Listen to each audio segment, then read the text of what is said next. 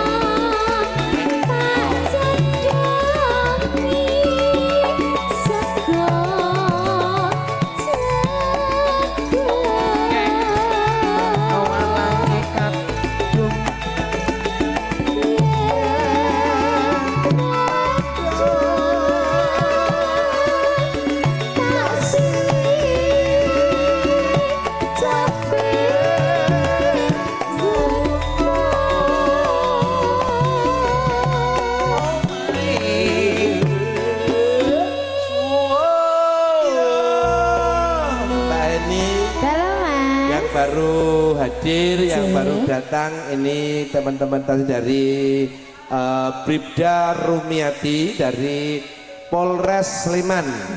Sekali lagi ngaturaken sugeng rawuhipun, donga pangestu wonten ing siang punika ngaturaken gunging panuwun.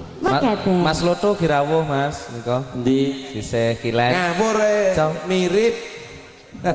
Siapa ya? Mas Wawan Loto. Oh, Cindy. Ambil kotak-kotak abang.